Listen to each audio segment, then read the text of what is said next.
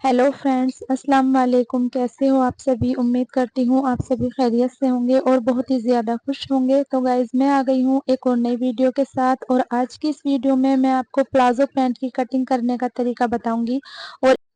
और आज की ये वीडियो देखने के बाद जिसको प्लाज़ो पैंट कटिंग करने में परेशानी होती है या उनको समझ नहीं आता है, तो आज मैं आपको बहुत अच्छी तरीके से समझाने की कोशिश करूँगी और बहुत ही आसान तरीके से आपको प्लाज़ो पैंट कटिंग करने का तरीका बताऊँगी। तो देखिए, कपड़े को मैंने 4 तह में फ़ोल्ड कर लिया है और मैं आपको बता देती हूँ, ये कपड़ा 2 मीटर है जिसमें से प्लाज़ो पैंट की कटिंग होनी है। और आज की ये वीडियो देखने के बाद आपको बहुत अच्छे से समझ में आ जाएगा और आप प्लाज़ो पैंट की कटिंग बहुत आसान तरीके से कर सकती हैं। तो देखिए, कपड़े को 4 फोल्ड करने के बाद ये जो हमारा साइड में कपड़ा होता है, जो थोड़ा टेढ़ा होता है, तिरछा होता है, तो उसको पहले हमें इस तरह से सीधा कर लेना है स्केल की मदद से।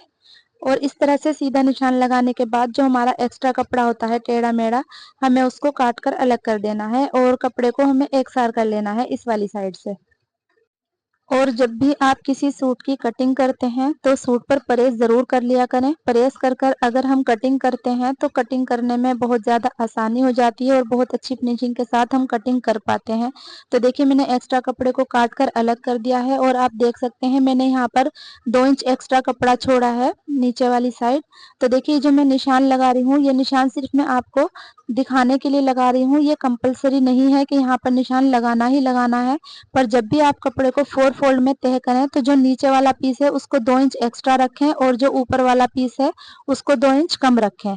तो देखिए, जैसे कि मैंने ये निशान लगा दिया है, ये देखिए, तो नीचे वाला पीस 2 इंच फालतू है और ऊपर वाला पीस 2 इंच कम है। ये देखिए, 2 इंच मैंने एक्स्ट्रा कपड़ा ले लिया है नीचे वाला और ऊपर वाला 2 इंच कपड़ा कम है। जब भी हम प्लाजो पैंट की कटिंग करते हैं और इस तरह से 2 इंच एक्स्ट्रा कपड़ा लेकर कटिंग करते हैं तो उठने बैठने में दिक्कत नहीं होती है। तो देखिए, सबसे पहले मैंने एक निशान यहाँ पर लगा दिया है 2.25 इंच का। आप ये निशान 2.5 इंच का भी लगा सकती हैं। तो एक निशान 2.25 इंच का इधर लगाना है। ये निशान हो जाएगा हमारी लास्टिक के लिए, मतलब बेल्ट के लिए, जहाँ पर हम लास्टिक को अटैच करेंगे। तो दोनों तरफ से निशान लगाने के बाद हमें इस निशान को स्केल की मदद से सीधा कर लेना है। ये हमारे लास्टिक के लिए कपड़ा हो जाएगा ऊपर की साइड। अगर आप इस तरह से प्लाजो पैंट की कटिंग करती हैं तो ये पहनने में भी बहुत कंफर्ट होता है और इसको सिलना भी बहुत ही आसान है। इसके बाद आपको यहाँ पर जो हमारी हिप है उसका चौथाई भाग रखना है। तो देखिए, इसकी हिप है 42 इंच और 42 इंच का चौथाई भाग हुआ 10.5 इंच। तो 10.5 इंच में हमें 2 इंच प्लस कर देना है और हमें यहाँ पर एक निशान लगा देना है 12.5 इंच पर, इस तरह से।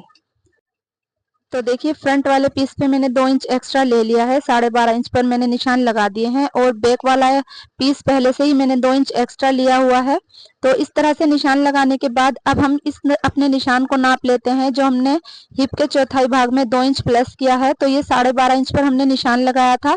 तो अब हम जब आसन का निशान लगाएंगे तो जो हमारे 12.5 इंच है, जो हमने ऊपर की साइड लिया है, हमें उसमें 2 इंच और प्लस कर देना है और हमें 14.5 इंच पर आसन का निशान लगाना है।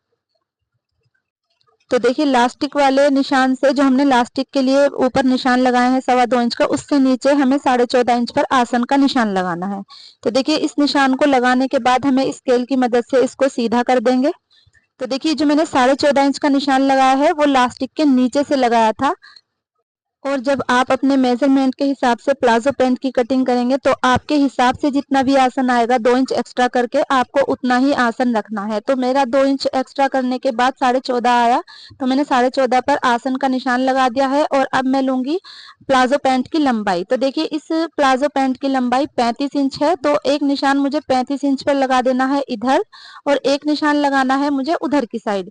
और इस तरह से ये दोनों निशान लगाने के बाद इधर भी और इधर भी हम इस निशान को सीधा कर देंगे। इस तरह से चौक से निशान लगा देना है।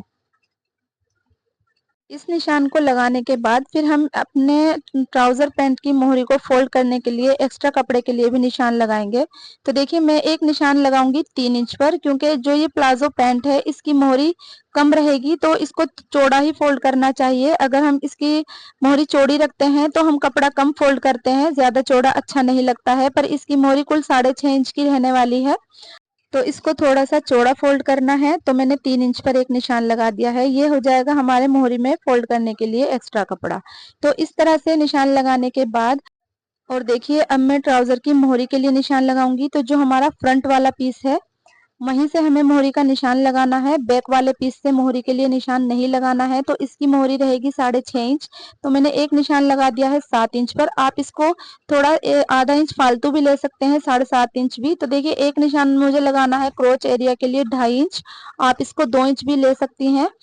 मुझे ये ट्राउजर थोड़ा लूज बनाना है तो मैंने निशान लगाया है 2.5 इंच पर। और इस तरह से 2.5 इंच पर आसन के पास से निशान लगाने के बाद और नीचे मोहरी पर निशान लगाने के बाद हमें इस तरह से स्केल को रखना है और निशान लगा देना है मोहरी से लेके आसन तक।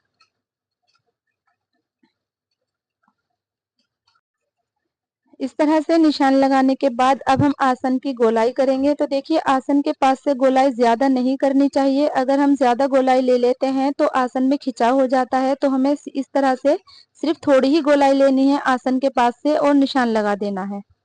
मैं इस प्लाजो पैंट में मयानी नहीं लगाऊंगी क्योंकि जिनका ये ट्राउजर है उन्होंने मुझसे मना किया है। पर अगर आप इसको मयानी वाला बनाना चाहते हैं तो कटिंग बिल्कुल सेम रहेगी। इसी तरह से निशान लगाने हैं और काट देना है और यहीं पर आपको मयानी भी लगा देनी है जिस तरीके से हमने अभी निशान लगाए हैं। तो देखिए जो मैंने ऊपर 2 इंच एक्स्ट्रा कपड़ा लिया था लास्टिक के लिए, तो हमें यहाँ पर स्केल को इस तरह से तिरछा रखना है आसन की तरफ से। ध्यान रहे कि जब हम स्केल को तिरछा रखें इस तरह से तो हमें आसन की तरफ से रखना है, ना कि हिप वाली साइड से। और एक निशान लगा देना है तिरछा इस तरह से।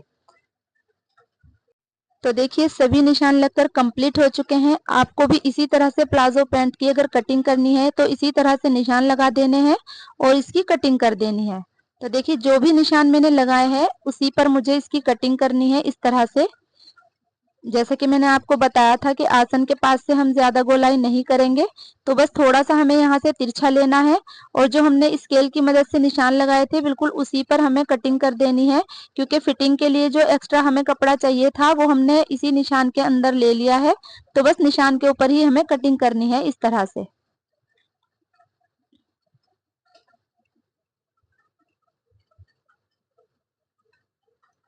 तो देखिए इस तरह से कटिंग करने के बाद हमारे दोनों ही पीस कटकर तैयार हो चुके हैं, फ्रंट भी और बैक भी। तो अगर हम इस तरह कटिंग करते हैं तो हमें अलग अलग पीसों की कटिंग करनी नहीं होती है, एक ही साथ फ्रंट और बैक दोनों पीस कटकर तैयार हो जाते हैं। तो देखिए यह है इसका बैक पीस जिसमें मैंने 2 इंच एक्स्ट्रा कपड़ा लिया था और ये इसका फ्रंट पीस है जिसके ऊपर मैंने अभी तिरछा निशान लगाया था। तो देखिए जो मैंने फ्रंट वाले पीस के ऊपर ये तिरछा निशान लगाया है हमें इसको भी कट कर देना है। जब मैंने ये तिरछा निशान लगाया था आसन के पास से तो ये दोनों पीस ऊपर नीचे रखे हुए थे, पर हमें ये कटिंग चारों पीस की एक साथ नहीं करनी है। ये वाली कटिंग सिर्फ हमें फ्रंट वाले पीस पर ही करनी है। तो देखिए दोनों ही पीस कटकर तैयार हो चुके हैं, फ्रंट भी और बैक भी।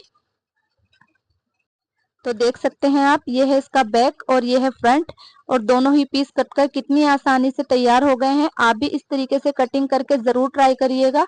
इस तरह से कटिंग करना बहुत ही ज्यादा आसान भी होता है और इसको सिलना भी आसान होता है और ये पहनने में भी बहुत कंफर्ट होता है। इसमें बिल्कुल भी खिंचाव नहीं आता है क्योंकि जब हम फ्रंट और बैक पार्ट में 2 इंच एक्स्ट्रा कपड़ा लेकर काटते हैं तो उठने बैठने में दिक्कत नहीं होती है और ना ही इस प्लाजो पैंट में खिंचाव आता है। और अब मैं आपको बताती हूँ कि जब हम अपने प्लाजो पैंट में जेब को लगाते हैं तो हमें कौन से वाले पीस पर जेब के निशान लगाने हैं। तो देखिए यह है फ्रंट वाला पीस। फ्रंट वाले पीस के ऊपर एक निशान हमें ऊपर से इंची टेप रखते हुए 5.5 पर लगाना है और 5.5 से नीचे एक निशान 6 इंच पर लगाना है। तो देखिए ये फ्रंट वाला पीस है और हमें जेब के लिए फ्रंट वाले पीस पर ही निशान लगाने चाहिए क्योंकि हम इसी के ऊपर जेब को लगाते हैं। तो इस तरह से निशान लगाने के बाद दोनों ही निशान पर हमें कट लगा देने हैं ताकि हमें जेब लगाने में आसानी हो। तो देखिए मैंने फ्रंट वाले पीस के ऊपर जेब के निशान लगा लिए हैं। तो फ्रंट वाले पीस के ऊपर जेब के लिए भी कट्स मैंने लगा दिए हैं। अब जो हमारा एक्स्ट्रा कपड़ा बचा था प्लाजो पैंट की कटिंग करने के बाद उसमें से हमें जेब की कटिंग करनी है।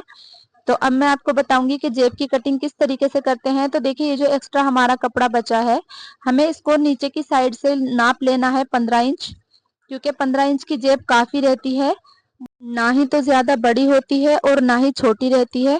बहुत अच्छी तरह से परफेक्ट बैठती है 15 इंच की जेब, क्योंकि हम इसको लास्टिक के अंदर भी लेते हैं। जब हम इसको सिलाई करते हैं तो जो हम अपनी लास्टिक के लिए कपड़ा छोड़ते हैं उसके अंदर भी ये आसानी से आ जाती है जब हम इसको सिलते हैं। तो देखिए इस तरह से निशान लगाने के बाद हमें सिर्फ एक ही पीस चाहिए, इसकी वन साइड ही जेब लगनी है। तो हमें जो हमने निशान लगाया है 15 इंच पर, वहां से कपड़े को काट लेना है। जब हम अपने प्लाजो पैंट की कटिंग करते हैं तो कपड़ा बच जाता है जेब के लिए आसानी से। तो देखिए इस तरह से मुझे एक निशान लगाना है जेब की नीचे वाली साइड 6.5 इंच पर, और एक निशान लगाना है ऊपर की साइड। तो जो ऊपर की साइड में निशान लगाऊंगी वो निशान लगाना है 6 इंच पर, और दोनों निशान को मिला देना है।